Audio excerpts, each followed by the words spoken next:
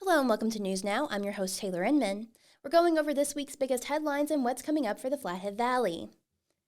It's that time of year again. Glacier National Park has started plowing the Two Medicine Road and will begin plowing the Camas Road Monday, April 1st. Park spokesperson Jenna Eisnagel said crews were plowing snow this week from Running Eagle Falls to Two Medicine Lake and were preparing to plow at the Mini Glacier Road and the Going to the Sun Road at Rising Sun next week. The park expects to start plowing in earnest on the west side April 1st, starting with the Camas Road, Eisnagel said. After that, they'll start the Going to the Sun Road on the west side. The Camas Road typically takes a day or two. The east side roads can vary depending on conditions.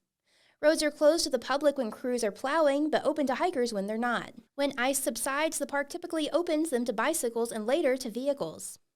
This year, expect road construction on the west side in the spring, as crews need to finish up a construction job on the Sun Road from just before Lake McDonald Lodge to the North McDonald Road. Crews were unable to finish that section due to snow and cold last fall. To check for updates on plowing status, visit the park's current conditions page on its website, nps.gov/GLAC. Responding to calls to remove toxic waste from the former Columbia Falls Aluminum Company plant, the Environmental Protection Agency said its estimates would cost anywhere from $624 million to $1.4 billion to haul the waste away from the Superfund site. The figures are based on trucking the estimated 1.2 million cubic yards of waste from the site to an approved landfill in Arlington, Oregon. The EPA outlined the cost and other concerns in a March 7th letter to the Coalition for a Clean CFAC, a local group advocating for removal of waste from the site. The proposed action plan for cleanup of the site calls for containing the waste at the most offending landfills and dumps, the Wet Scrubber Pond, and the West Landfill by a slurry wall. In addition, a water treatment plant, if necessary, could be constructed to treat contaminated groundwater. But critics have doubts about that roughly $57 million plan, claiming the wall could leak in the future. They also argue it maintains the site as a waste dump forevermore. For years, spent potliner and other waste was dumped at the West Landfill and water from the plant pumped into the pond. As such, the groundwater beneath is contaminated with cyanide and fluoride, two byproducts of the aluminum production process. The EPA raised other concerns about digging up the waste and hauling it away. For one, it has concerns about cyanide gas being released. The EPA raised other concerns about digging up the waste and hauling it away. For one, it has concerns about cyanide gas being released, which is deadly and could potentially harm workers. It has brought up the concern about cyanide gas in the past. Also, there is the sheer volume of waste that would have to be removed. The agency estimates it would take 70 trucks or train loads of waste per day for 4 or 5 years, potentially exposing multiple communities en route to Oregon.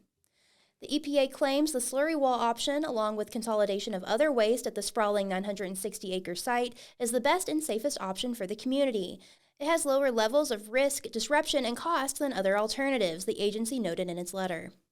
CFAC's parent company, Glencore, would be responsible for a large portion of the cleanup costs, while former owner Atlantic Richfield would have about 35% stakes.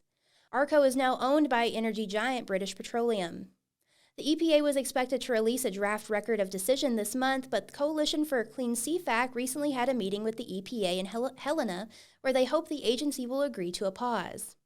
The coalition is working towards obtaining a technical advisory grant through the Superfund process, which would afford the group an independent technical advisor, according to Mary Flowers of Citizens for a Better Flathead, which spearheaded the coalition effort. A study by the U.S. Geological Survey last fall found that 11 glaciers in Glacier National Park have broken into pieces as climate change continues to warm the planet and the park.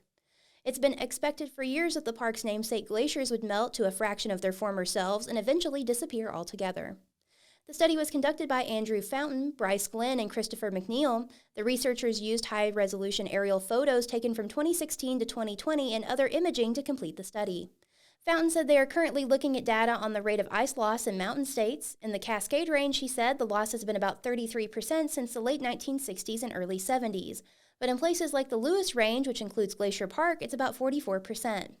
The study found that Agassiz, Blackfoot, Carter, Dixon, Harrison, Kentla, Logan, Shepherd, Two Ocean, Sayee, and White Crow glaciers had broken into pieces.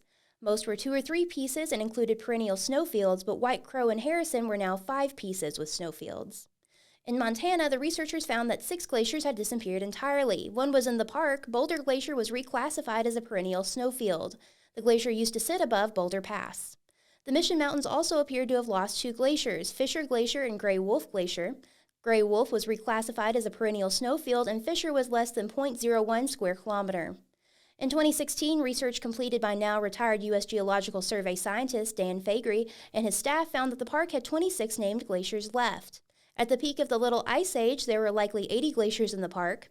In 1966, there were 35 named glaciers. Glaciers play an important role in the park's ecosystems, particularly in the summer months. They provide a source of cold, clean water as the runoff cools stream temperatures in the driest and hottest parts of the summer after seasonal snowpacks have vanished, researchers note. Read these full stories at dailyinterlake.com or at the Hungry Horse News website at hungryhorsenews.com. This is sort of a Chris Peterson special, as all the stories in this episode were written by horse editor Chris Peterson. Let's see what events are coming up. Remember, you can find art classes, live music, and anything community related by going to dailyinterlake.com/events and checking out our events calendar.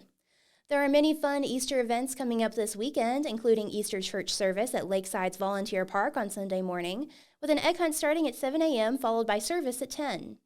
Later in the week, a showing of Raising Hell Roaring will be presented at Whitefish Performing Arts Center on April 4th. Raising Hell Roaring is a multimedia feature-length presentation that tells the story of skiing on Big Mountain and throughout the region, from Logan Pass to the Cabinet Range, from the 1930s to the end of the first millennium. Admission is $20 and the show begins at 7 p.m. Thanks for joining us. News Now is a podcast from the Daily Interlake. We're proud to be the largest independent newsroom in Montana and the oldest paper in the Valley. Consider becoming a subscriber to support our work. Call Circulation at 406-755-7018 or go to the subscribe tab in the top right corner of our website. And if you haven't already, subscribe to our YouTube channel to never miss an episode of the pod. Everybody stay safe and have a great week.